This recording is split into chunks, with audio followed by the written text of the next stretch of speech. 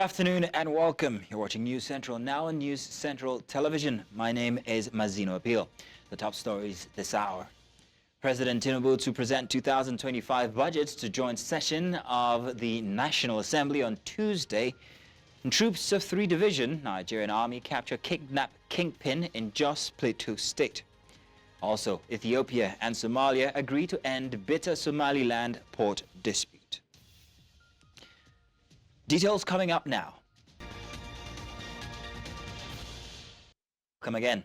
Let's begin by telling you that President Bola Tinubu is scheduled to present the 2025 budgets to the joint session of the National Assembly on Tuesday, December 17th. The announcement was made by Senate President Godswill Akpabio during Thursday's plenary. According to Akpabio, the budget presentation will take place in the chamber of the House of Representatives. This follows President Tinubu's submission of the Medium-Term Expenditure Framework, the MTEF, and Fiscal Strategy Paper, the FSP, for 2025 to 2027 to the Senate and House of Representatives last Tuesday. The Senate Committee on Finance, National Planning, and Economic Affairs has been tasked with reviewing the MTEF and FSP documents and submitting their report within 1 week. His Excellency, the President of the Federal Republic of Nigeria, has indicated his intention to bring the 2025 budget proposals and estimates to a joint sitting of the National Assembly on 17th day of December 2024. That will be at 11 a.m. prompt. That will be in the House of Representatives as usual. So I'm talking about Tuesday next week. So all our colleagues are enjoying to report early so that we can have a few minutes of deliberations before we move down to meet with Mr. President. Still at the National Assembly, the wave of defections plaguing the Labour Party continues, with the latest development coming from Abuja, where Alfred Elia Ajang, representing Jos South and East Federal Constituency, has defected to the All Progressives. That's the All Progressives Congress. The defection was announced through a letter read by the Speaker of the House of Representatives, Tajuddin Abbas, during Thursday's plenary session. Ajang cited internal crisis within the Labour Party as the reason for his defection. However, the announcement sparked a rowdy session, with some lawmakers expressing concerns over the letter's content.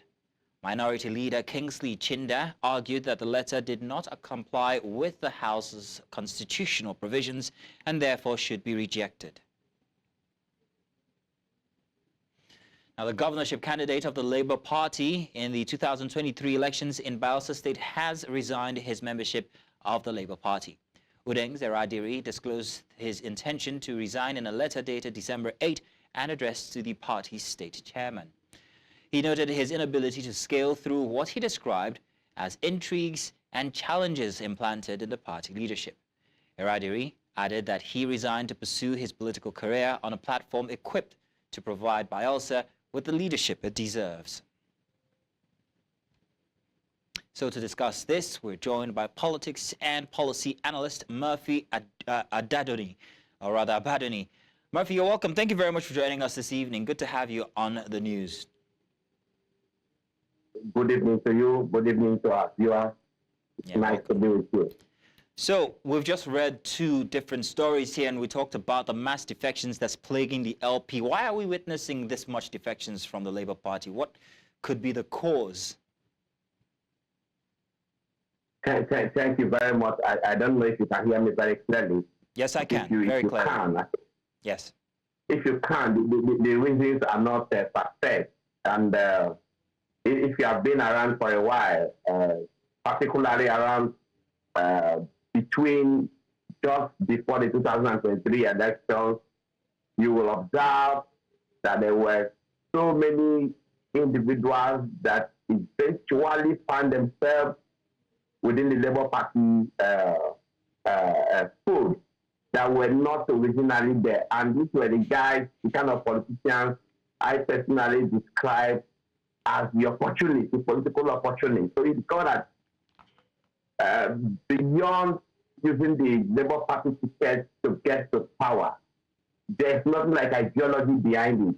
It's nothing like ideology, because these were men and women who were not originally part of Labour Party. These were men and women who didn't even believe in the ideals of Labour Party, who have not for once even picked up the constitution of the Labour Party prior to that 2023 election. And as a political observer, you will understand that before the 2023 election, most of those persons, most of them, maybe with the exception of a few, most of the people who picked up tickets from the Labour Party were people who were one way or the other denied tickets from either the APC or the PDP. So what you are seeing today, for someone like me, is not strange. These are people who just use the Labour Party to get to power. Now they are in power, and they couldn't, as usual, the usual Nigerian politician with their the mentality of always looking for a shortcut. They got to power through a shortcut.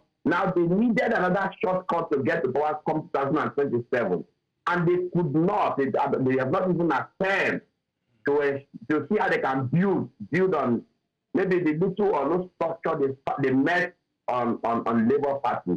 Rather, everybody wants to affiliate with the power at the center. Everybody wants to have an affiliation with the All Progressive Congress. Hence what you are seeing today. And I can tell you for a fact that you are going to see more, because politics in Nigeria, after all, it's more like job for the boys. Everybody wants to cling to the power at the center. Those who, and let me even chip in this, those who belong to the power at the center have wider opportunity to be engaged politically. Why do I say this? If you, for instance, if you contest election under the power at the center and you don't, maybe you contest and fail for it, there's no opportunity that something else will be given to you, either in form of appointment or whatever. But if you are operating from the angle of the opposition, if you fail the election, you fail it all. So I'm not surprised that Nigerian politicians will always be in a hurry to defect the power at the center, not for the interest of the masses, not for the interest of the nation, but for the interest of pocket, for the professional interest, and to enhance their political journey. Murphy, So I see what you're saying here. I can tell you for a fact that there will be more defections. There will be more defections before the next election. So I see what you're saying here because regarding... Because this is a set of politicians with that ideology. So I see what you're saying regarding how power shifts, or how frustration causes people to come together and make one party, only to see that that doesn't work and want to defer again to the center, like you have just said. But the LP served as a beacon of hope for especially a very special demographic of people, the young people. So if these defections continue to happen, I mean, what else? What's left for the LP? Who would be supporters of the LP, and who would be remaining inside of the LP? Would it still be a strong opposition?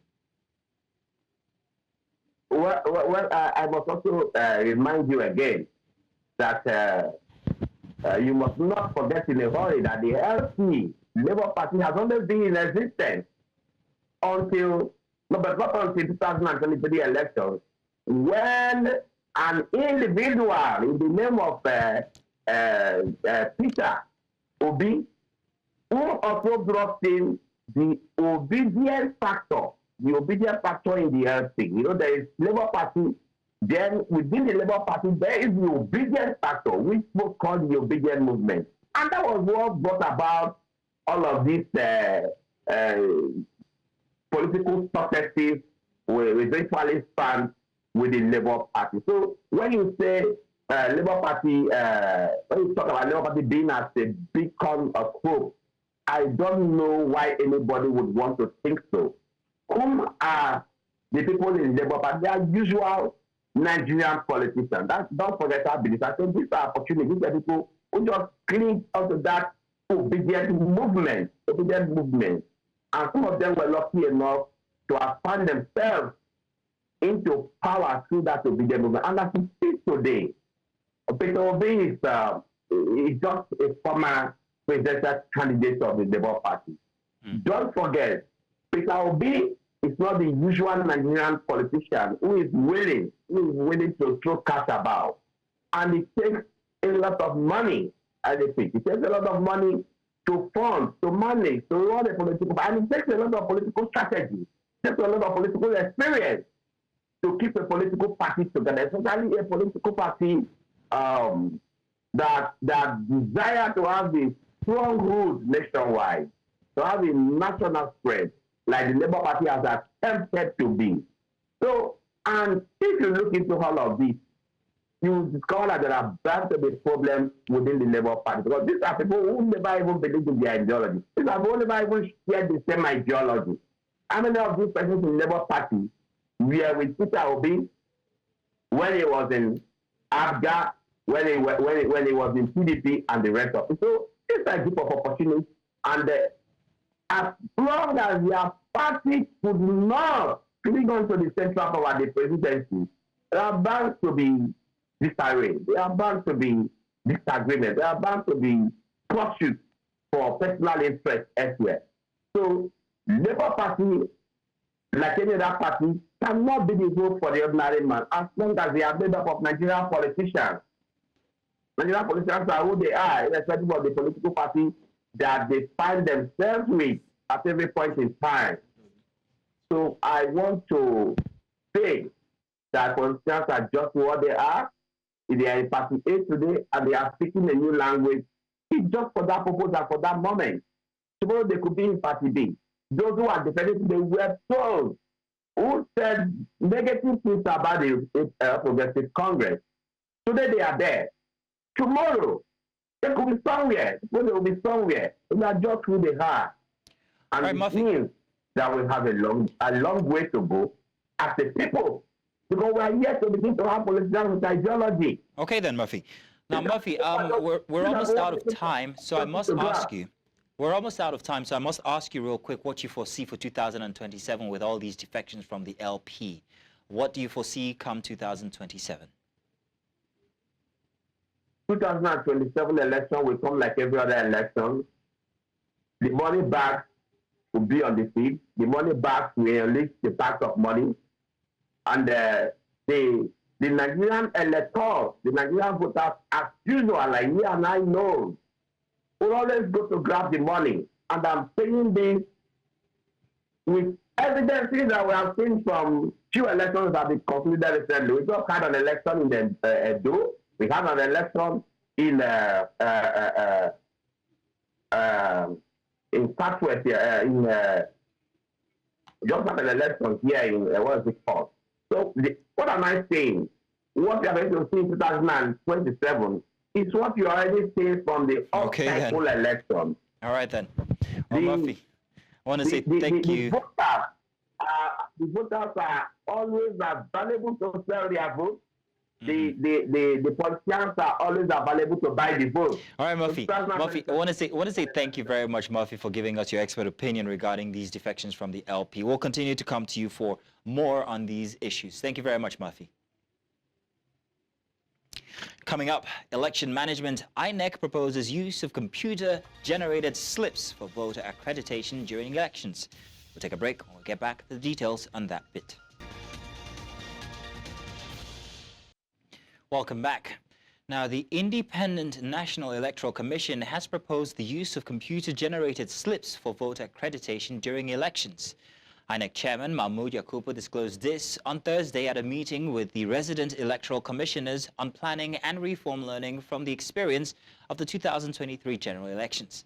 Yakubu said the commission consulted widely internally with its officials and external stakeholders to identify 142 recommendations dealing with the general state of preparedness, voter management, voter education, public communication, and the electoral legal framework. The chairman said on the legal review there are 8 recommendations that require legislative action by the National Assembly. He called for a review of the use of the permanent voters' cards, the PVCs, as the sole means of identification for voter accreditation on election day, with the introduction of the bimodal voter accreditation system. The Senate has directed the arrest of the managing director of Julius Berger PLC for failing to appear before the Committee on Works to address delays in the execution of the Itu-Odukbani Highway contract. Senate President Godswill Akpabio announced the resolution during Thursday's plenary following a point of order raised by Senate Minority Whip Osita Ngwo. Ngwo urged the Senate to approve the arrest order after the company's repeated failure to honor invitations. Several senators voiced Several senators voiced their frustration over Julius Berger Nigeria Limited's disregard for the Senate's sermons.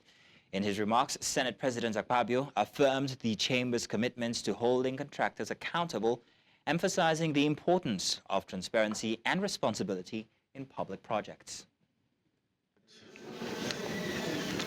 Do resolve to issue a warrant of arrest to the managing director of JV to appear before the Senate Committee on Works to explain what they have done with the finances of the federal government given under their control. If we have power to appropriate, we have power to oversight. We also have powers to follow the money to the letter. My opinion is that the discussion is totally unnecessary. We should have used 5 minutes to finish with this issue. The Senate has no business discussing a contractor. This also shows evidence of proper supervision by the ministry. So what we are going to do is that since we have summoned the company, and the company has rebuffed the summons of the National Assembly by implicating the Senate, then we should immediately take the next step of issuing a warrant of arrest to compel the managing director of JB to appear before the Senate committee. And then you fix a date. Those in support of this say aye. Those against say nay. The ayes have it. The Senate has asked Nyesom Wike, Minister of the Federal Capital Territory, to halt the demonstrations, or rather demolitions, in the nation's capital, except those that have been ordered by the court. The decision of the Upper Legislative Chamber was sequel to a motion sponsored by Ireti Kingibe, senator representing the FCT. In recent months, the Federal Capital Development Authority, under the leadership of Wike, has intensified the demolition of so-called illegal constructed estates and shanties in the FCT. The minister had said some of the shanties posed threats to the security of the nation's capital. The Red Chamber also resolved to set up an ad hoc committee led by Barao Jibrin, Deputy Senate President, to investigate the matter. The FCT minister is expected to appear before the committee to answer questions about the demolitions that have rendered many people homeless in the nation's capital. To security matters now. Troops of 3 Division and Operation Safe Haven have captured a notorious kidnap kingpin at their hideout in Plateau State.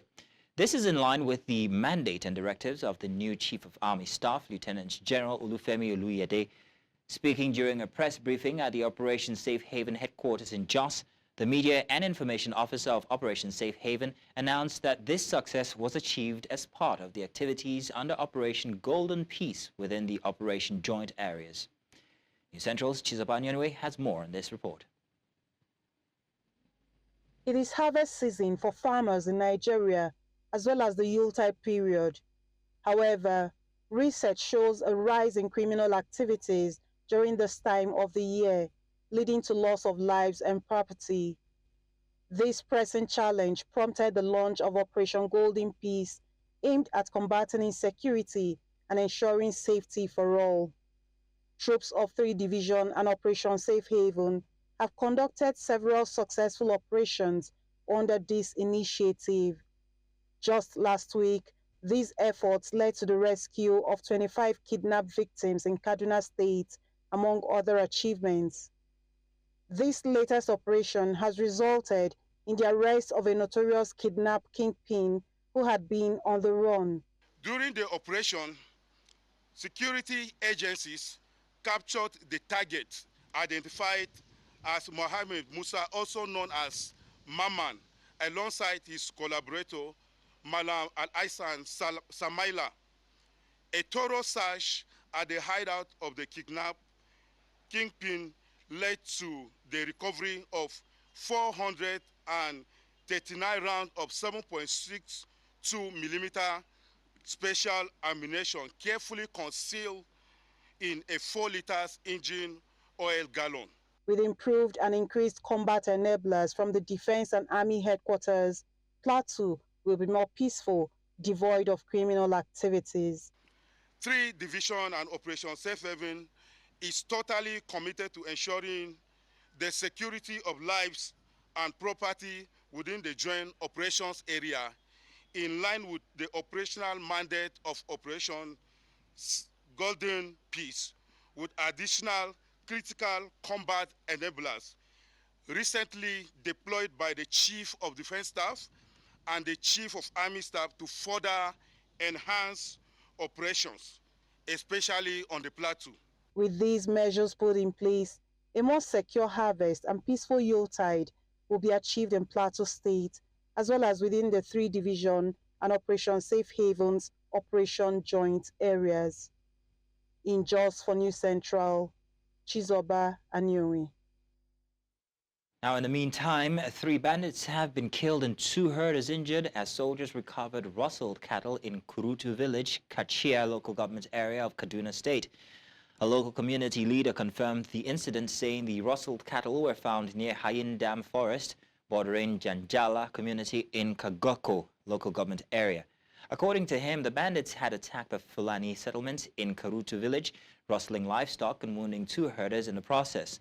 The injured herders were later taken by the troop to a hospital in Katari village along the Abuja-Kaduna highway for treatment. 2 persons have been reported killed following 2 days of clashes between crop farmers and cattle herders in Pawushi and Kalindi villages in Biliri local government area of Yobe State. Now, residents said the attack also led to the destruction of vital agricultural produce.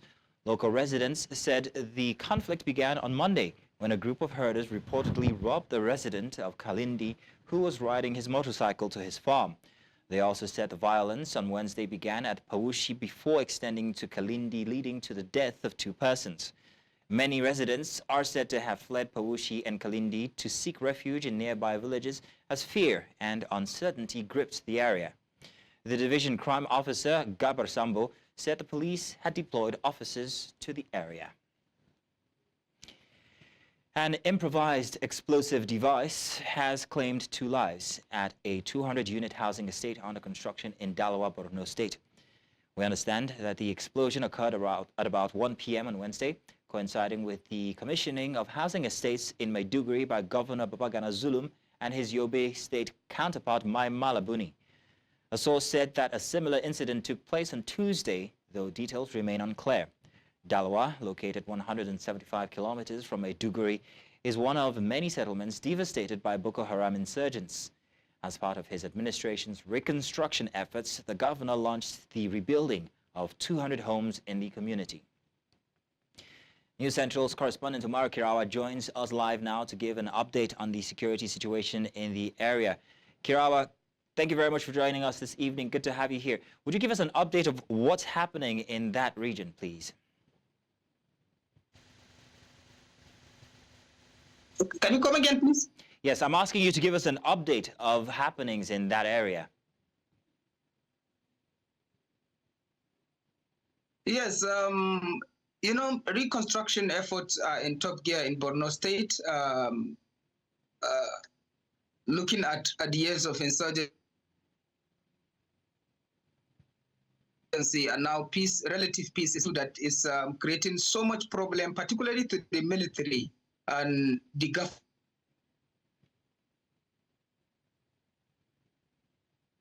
in its quest to resettle displaced explosive devices, which the Nigerian military has been battling to address the issue. The issue of Dalwa information from sources, because information is still sketchy with regard to the incident and, of course, the security of the community, because it's a community that the government intends to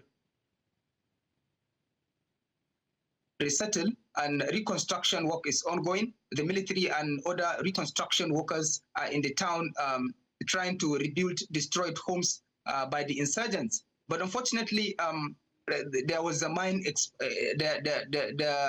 Some of the reconstruction workers, based on intelligent information, stepped on mines, which led to the death of 2, based on the information we are hearing. So it's really an unfortunate incident.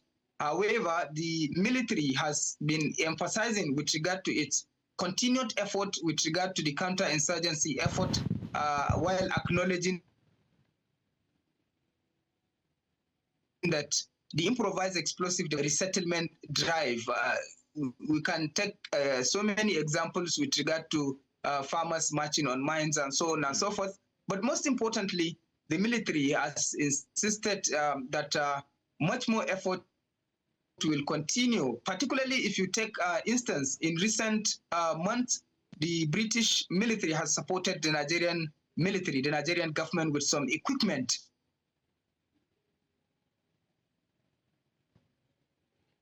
to help in addressing some of the, as an really led to the death of 2 persons. Now, Kirawa, I hope you can still hear me, but I want you to please clarify exactly where the explosions took place. Apparently, there was a housing commissioning or reconstruction going on in one place, and it coincides with this explosion happening. So if you could please clarify for us what the distance is, or why the similarities or relationship has been drawn between these 2 different locations.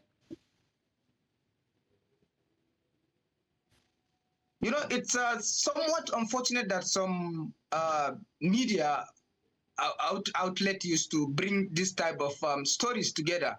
The commissioning of the houses, which we reported, is happening in Maiduguri, the Borno state capital, and the incident of the Dalwa incident is in faraway Delta, Dalwa in Kondoga local government area. It's 2 different scenario, but I don't really know why they matched it with some media reports margin a degree. And most importantly, so many people are even unaware of the incidents, purposely because of the distance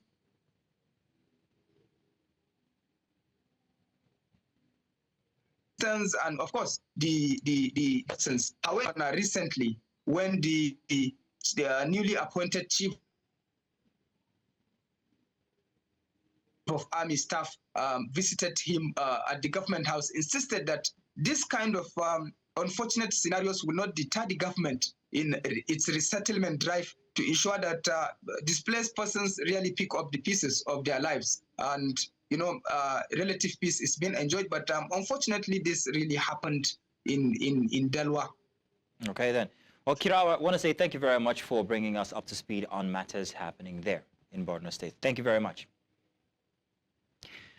Moving on now, as part of the ongoing urban renewal drive in Borno State, Governor Mai Mala Buni of Yobe State inaugurated several projects executed by Governor Babagana Zulum.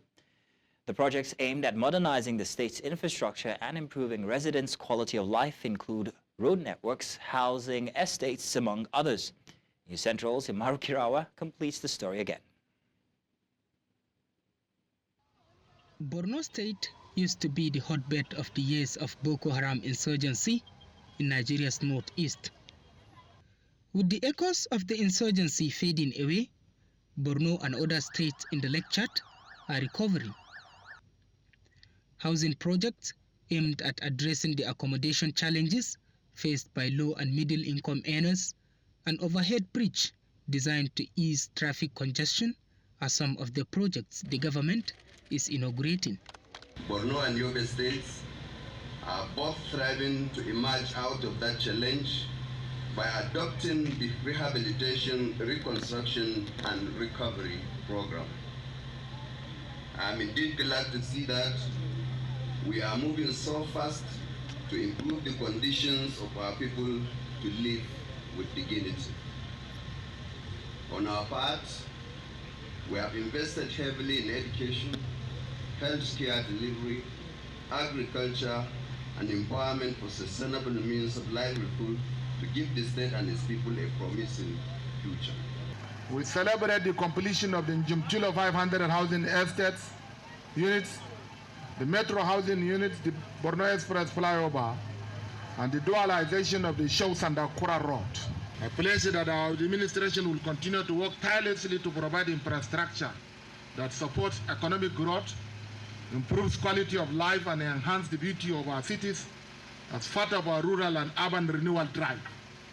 The newly inaugurated infrastructure is expected to enhance urban mobility, increase housing availability, and boost the local economy, furthering the state's recovery and transformation agenda. I want to assure people of Borno State that, inshallah, before the end of my tenure in 2027, you will see many projects in Borno State coming up. Your Excellency's dedication to transforming our state and improving lives of our citizens is truly inspiring and pivotal in transforming Borno State. Residents of Borno look forward to the potentials of these landmark projects in improving their conditions. In Maiduguri for News Central, Umaru Kirawa. And now, to address the growing challenges posed by drug trafficking, as well as reduce drug-related crimes and other criminal activities, Nigeria's federal government says it is set to partner with the United Nations Office on Drug and Crime. The Minister of Youth Development made this known while receiving a delegation from the UNODC at the ministry in Abuja, saying that the partnership will help promote social awareness, community resilience, and foster a safer and healthier environment for all citizens. I am very pleased with the reintroduction of the Nigerian Youth Help Desk. Not only it is aligned with the theme of this year, Anti-Corruption Day, it is a viable initiative that can empower young people as agents of accountability and provide ample opportunity to address the various challenges that youth face in accessing justice. Under this administration, we are determined to rebuild the trust that has been lost and to make the government get more closer to the people, to the young people. For years, the young people have always had the feelings of being let out, no doubt about that. And they do not believe that the government is sincere in any way. They cannot feel the government, like I always said. They cannot touch the government. And we believe that things must just change. Coming up, Ethiopia and Somalia agree to end bitter Somaliland port feud. We have the details only if you join us when we get back from the break. The news continues now in West Africa, where Human Rights Watch has condemned atrocities committed against civilians in Mali by the Malian army, the Russian Wenger Group, and Islamist militants following the withdrawal of UN peacekeepers last December. The departure of the UN mission left Mali without its 15,000-strong force, which had played a critical role in protecting civilians and upholding human rights. HRW said since May, Malian forces and Wenger operatives have killed at least 32 civilians, disappeared 4 others, and burned over 100 homes. Meanwhile, Islamist militants linked to Al-Qaeda and ISIS have executed 47 civilians and displaced thousands since June. Human Rights Watch is calling for accountability as Mali's junta continues to rely on Russia for military support, following deteriorating relations with France and the UN. Now, Ethiopia and Somalia have agreed to end their protracted dispute over Addis Ababa's plan to construct a port in the breakaway Republic of Somaliland, following talks in Turkey. Turkey President Recep Tayyip Erdogan hailed the landmark achievement, or rather agreement, saying it would eventually guarantee landlocked Ethiopia's access to the sea. At a press conference, Erdogan held hands with Ethiopian Prime Minister Abiy Ahmed and Somali President Hassan Sheikh Mohamud, who both pledged to respect each other's sovereignty. The two neighbors have been at odds since January, when Ethiopia signed a maritime agreement with Somaliland territory Somali considers part of its jurisdiction. The dispute raised fears of a broader regional conflict as Egypt has supported Somalia in part due to its ongoing tension with Ethiopia over the construction of a dam on the River Nile. We'll now head to South Africa, where Thulani Mngomezulu, one of the defense lawyers in the Senzo Mayiwa murder trial, has died. His family confirmed in a statement that he passed away on Tuesday. He represented Muzi Sibia, one of the 5 men accused of killing former Orlando Pirates and Bafana Bafana captain 10 years ago. Advocates say that Mngomezulu testified last year, raising concerns about his safety. Earlier this year, he informed the court that he believed his life was in danger after 2 suspicious individuals visited his residence. He had been following court proceedings from home due to ill health. Meanwhile, the trial has been postponed to 8th January 2025 for a special sitting, with the case resuming on the 2nd, or rather on the 20th of January.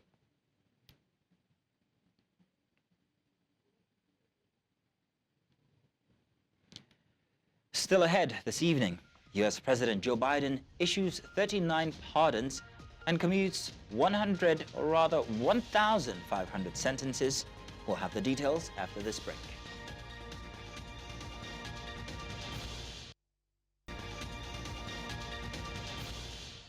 Welcome back. Syrian rebel forces have announced plans to close the notorious prisons operated under the regime of ousted President Bashar al-Assad, pledging to hold those responsible for torture and killings responsible, or rather accountable. Rebel leader Ahmed al-Sarraj, also known as Abu Muhammad al-Jolani, declared the dissolution of Assad's security forces, signaling a new chapter for the war-torn nation. The announcement comes in the wake of harrowing videos showing thousands of detainees being freed from Sayjanaya prison. Now, this was infamously described as a human slaughterhouse by rights groups. Rights monitoring, including the UK-based Syrian Observatory for Human Rights, estimate that nearly 60,000 people were tortured and killed in Assad-era prisons. This development follows a rapid offensive led by Jolani's group, Hayat Tahrir al-Sham, and allied rebel factions, which ended Assad's 57-year family rule. And China has expressed deep surprise and dissatisfaction over remarks by South Korean President Yoon Suk-yeol, who appeared to accuse Chinese nationals of espionage. The comments were made during a defiant address on Thursday in which Yoon defended his controversial decision to declare martial law and deploy troops to the South Korean parliament, a move that has thrown the country into political turmoil. In his speech, Yoon accused Chinese nationals of photographing and filming military sites in South Korea, describing these actions as apparent espionage attempts. Beijing swiftly reacted, rejecting the accusations, with Chinese Foreign Ministry spokesperson Mao Ning addressing the matter as a press briefing. Without directly naming Yoon, Mao criticized the remarks as groundlessly hyping up so-called Chinese espionage, and stated that China was deeply surprised and dissatisfied. 中方注意到有关情况，对韩方上述言论深感意外和不满。中方对韩国内政不做评论，但坚决反对韩方将内政问题同涉华因素相关联，炒作莫须有的所谓中国间谍，抹黑正常的经贸合作，这不利于中韩关系健康稳定发展。中国政府一贯要求在海外的中国公民遵守当地法律法规。我们注意到，韩方提到的有关个案尚未形成结论，中韩相关部门一直保持着沟通。中方再次敦促韩方公正处理涉中国公民案件，及时向中方通报案件处理情况，切实保障涉事中国公民的安全与合法权益。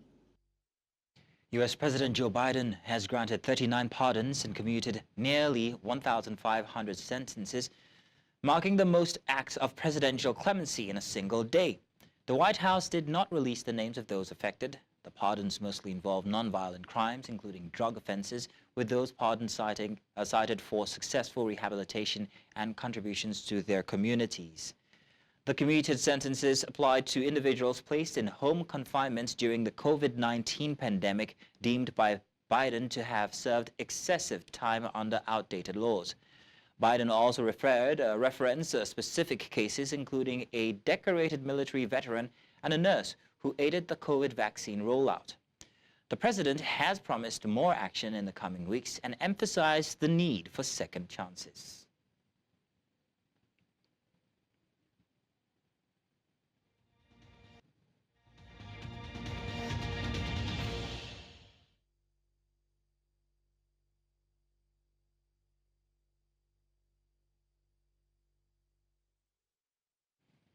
And in sports, FIFA has imposed an 18-month transfer ban on Russian Premier League club CSKA Moscow for failing to pay a €3 million transfer fee for Nigerian winger Bright Ejike. The club signed Ejike from Dutch side Herenveen in 2020, I beg your pardon, but did not complete the payment promptly, prompting the club to report the issue to FIFA. The ban will be lifted once CSKA settles the debt. Ejike, a Nigerian international, has since left CSKA and currently plays for Sevilla in Spain. The decision highlights FIFA's strict stance on financial compliance in transfer dealings and its efforts to enforce accountability among clubs. And Amnesty International has called for an independent investigation into the 1st of December stadium crush in Nzerekore, southeastern Guinea, which killed dozens. The tragedy, triggered by a pitch invasion after a disputed referee decision and the use of tear gas by security forces, left at least 56 dead, according to the junta-led government. Local rights groups estimate 1,153. I got that wrong, my apologies. Local rights groups estimate 135 deaths and 50 missing. Criticisms is growing against Guinea's military regime, accused of restricting internet access and silencing dissent. Amnesty expressed concerns over the government's response, urging accountability and protection of free expression.